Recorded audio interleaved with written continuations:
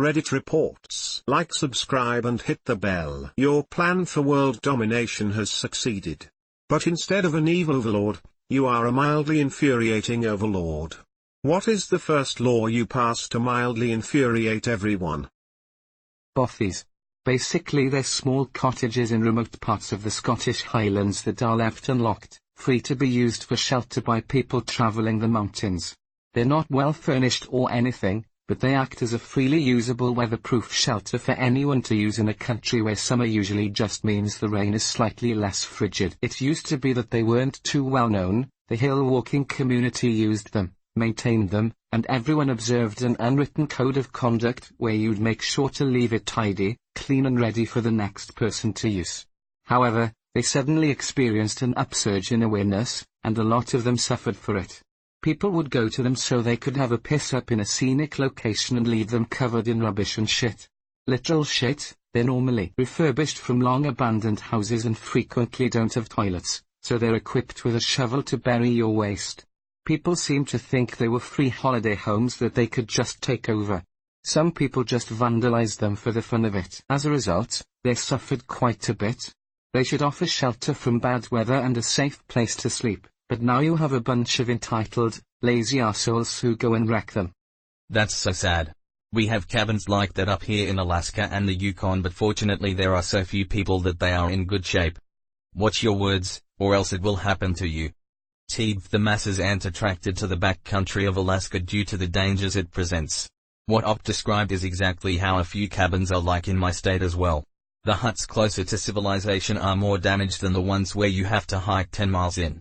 Even with such a distance, I still find trash/damage left by hikers/backpackers as well. Greater than the masses aren't attracted to the backcountry of Alaska due to the dangers it presents. So what you're saying is that we should fill the cottages with bears, moose, and Alaskans. Aye. What an absolute disgrace. Bothies were a tradition stretching back thousands of years. There are some that still aren't well known. It's a few major sites I find are the worst ones. eBay. I remember being able to get an absolute bargain for almost anything I wanted. Now, every shop puts their shit on eBay. The other problem with eBay is it completely messed up people's perceptions of what stuff is worth. Someone will see some shitty thing on eBay listed for like $500 and be like, oh, that's what it's worth, but it's been listed for $500 for 2 years and nobody bought it cause that's crazy. Then someone at a flea market or Craigslist is like, oh, it's on eBay for $500 so I'll give you a deal, $450. If that happens, though, you can show them completed listings, where nothing comes close to that price. In the same vein, Amazon. You absolutely cannot trust 95% of the sellers on there because it's almost always some knockoff cheap-ass Chinese shit from sellers with names in all caps. To some extent, amusement/theme parks. They have to be popular to justify building new, state-of-the-art attractions, but eventually get so crowded that you need to buy special passes and get on a ride in less than 2 hours and can barely even find a place to sit when you want to rest for a minute. I live near Six Flags Great America, outside of Chicago. Anytime I've gone in the last 10 years it's been a ridiculous mass of humanity. More rides than ever, but every decent ride is like a 2-hour wait. As a resident of Orlando, this crowded issue is more than just in the parks. Universal has plans to make this Nintendo theme park or a resort that is massive, and the neighborhood right across has justified issue with it concerning the amount of traffic that will come. This city is a tourist trap and our infrastructure is barely hanging on with the growth in visitors. I live in Egypt and many of the most popular places are ruined by all the people there all year round. Yay, having a KFC right across from the Sphinx is a total WTF. Holy shit, are you serious? He did an episode of No Reservations once and Roman didn't show any of the restaurants from the outside. If no one knows where the restaurants are, they won't be overcrowded with tourists and become inaccessible to the locals. Really respectable of him. That was parts unknown. The episode that the person you're replying to was talking about was No Reservations, the black and white Rome episode. I can no longer eat my favorite burger easily because of Guy Fieri. Edit, I feel I need to point out that I said I can't easily eat there. There is just a long ass line now, the food is still good. It's not ruined. Yep. Ate at a place that was on diners, drive-ins, and dives, and my sandwich had part of plastic bag in it. I don't eat at restaurants featured on that show anymore. Man vs. Food ruined my favorite grilled cheese. They turned into a chain and threw away the quality they used to have. Is this melting CLE because I feel you on that one? I refuse to eat at any of the chains, and you'd really have to sell me hard to go to the original. Yup. I live right down the street from the original, and it's not really ever worth the effort. Fucking knew it. What are the wait times like nowadays? I haven't lived in Cleveland for 6 years, but I remember shortly after that episode aired the place went from getting a table in 20 minutes at most during peak hours to a 4-hour wait. It was ridiculous. This was at the original location on Detroit Ave. You can walk into the one in Mentor and have no wait, even at dinner time on the weekends. Used to be packed all hours of the day when they first put it in. I went there too. But I noticed it was much more expensive than other ceviche places that were just as good in Cartagena. A bar near me was on bar rescue. They are inexplicably proud of this fact. I don't think it really increased business for them at all. Have you ever noticed there's a threshold where a song gets too popular and will live on with the memory of everyone thinking it was overplayed and annoying? This is why I hate Radioactive. 4 months straight, hearing it every morning and afternoon on the school bus did it for me. I'm waking up to ASH and dust. I wipe my ass and I slap my nuts. I'm breathing in my testicles. Oh whoa. Despacito. The summer it was popular, I remember turning on the radio and switching through stations, and it was always on at least one. Still to this day can't listen to I Don't Want to Miss a Thing by Aerosmith. Fucking Armageddon. Oh God, remember that also, and I Will Always Love You. You.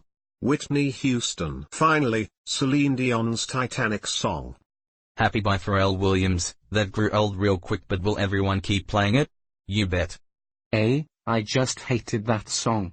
The chorus is way too long. It just sounds like a loop on replay.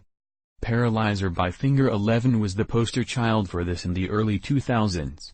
It was on at least once per hour on every rock station. Got to the point where I never wanted to hear it again. Ever. Like some artists purposefully pull their songs from the radio for exactly this reason. CeeLo Green did it with Crazy. Last year I did the Utah National and State Parks during the early spring off-season, and the measures they are taking to try to accommodate the massive number of visitors during the summer is incredible. Parking, lodging, sanitation, and safety are all becoming problems, and I hope that these places don't become victims of their own popularity. Arches really seems to attract people doing stupid, dangerous shit. The iconic delicate arch is like a magnet for morons who don't prepare for the trail, take risky selfies, vandalize and climb on things, and drink in places where there's 360 degrees of cliffs around you. They plead guilt to criminal mischief, which in Utah can carry $300 up to $5,000 fines and jail time. They also lost their positions as Boy Scout leaders. They were Boy Scout leaders. WTF? I am an Eagle Scout. One of the principles we learned in Scouts was to leave no trace. Was this troop just looking at that principle as optional? What the literal fuck? Scouts are people and some people are assholes. Don't let that discourage you though, there are plenty of scouts who do live by the principles. Huh, that's interesting. Cool. A great read. And, proof that popularity ruins everything. Everything. Get up to the top, you interesting bastard. Most of the historic monuments. The amount of markings all over them makes me sick. There is graffiti left by Roman soldiers and Napoleonic soldiers in Egypt, which was pretty neat to see tbh. Given enough time, graffiti becomes a part of the historical landmark itself. It's a catch-22 caused by an attachment to our own time. We see the landmark as something that needs to be preserved by, for, us, but the reality is we're in just as inconsequential a time of history as any. One of two most famous sites in the Hagia Sophia is where Vikings scratched his name in the marble. The scratch is protected and now treated as sacred, but it's functionally no different than you're going to a structure built 200 to 400 years ago and's doing the same. Don't get me wrong. I don't like it when people deface historical landmarks, but our outrage is fleeting, and sometimes contributes to the perceived value of the relic. The function of graffiti isn't what's remarkable, it's the rarity. Those names written on the wall are probably the only surviving relics of their kind, representing historical forces clashing. It's the difference between a bullet hole from World War II and a bullet hole in my shed. It won't become more significant with time, because the world is full of our trash, enough that 99% of what we make and do won't be interesting to future generations, no matter how much time passes. Interestingly enough, there is a huge amount of trash in the world because of World War II. At the end of the war, my grandfather turned over his service weapon and they bulldozed it and tons of other equipment into the ocean in the Philippines because it was cheaper than to bring it all back. What constitutes trash is just as much a factor of when and why the trash was created. If someone found that old equipment nowadays, it would be of great interest to researchers and collectors. But it was still trash at one time. Furthermore, given enough time, the bullet hole in your shed would be of interest to researchers as well. Greater than given enough time, the bullet hole in your shed would be of interest to researchers as well. I can imagine the clickbait wire headline in the future: archaeologists unearth evidence of a possible hillbilly feud. Beaches. Once tourism starts, it usually has devastating effects on the flora and fauna. They had to close a beach off from the public in Thailand to give nature time to recover. Edit for grammar. Edit to give more information. I was talking about Maya Bay, which was made famous by the movie The Beach. Yes, the one with Leo. Despite its isolation, the bay attracts so many tourists there isn't even any room to lay down on the sand. The bay is closed off until officials believe the coral has rejuvenated sufficiently. They had a similar problem with a poppy reservation a year or so ago. There was a super bloom that resulted in fields of beautiful orange flowers. People kept visiting and taking pictures in the poppies. The problem was that these flowers were rather delicate. If you stepped on a patch too many times, there was a good chance the plants in that patch would die. They had designated paths all along reservation and signs telling people to stay on the path, but they kept ignoring them. There were a ton of dead patches in the poppy fields. There were also a ton of Instagram photos of people laying in patches of poppies. Greater than it's very frustrating to witness how some people just really do not care at all how they leave the place, as long as they were able to take advantage of the beauty themselves. You just summed up humanity very nicely with that one sentence. I vaguely recall reading about an idiot landing a helicopter in the middle of that bloom. It was in California, right? Yep, they ended up prohibiting visitors for the rest of the season. That only makes it more enticing and rewards the people who got theirs. Screw you. This is why I completely support it when places just start restricting the amount of people that can get in on a daily/monthly basis. When a place becomes too popular, it's simply unsustainable and makes it a certainty that it won't last. On another note about beaches, maybe you have found one that has a small community and is nice and quiet. After a few years things pick up and they get a restaurant, then a hotel, then more restaurants and bigger hotels. After 20 years it's no longer what you remember and is overpopulated. The Outer Banks in North Carolina is like this. I'm old enough to remember it being a small set of towns that was primarily for people to come and fish. Now it's covered in shitty tourist shops and has no charm. Best time to go now is the off-season and deal with winter. Fishing hasn't been the best either. Same with Boracay in the Philippines.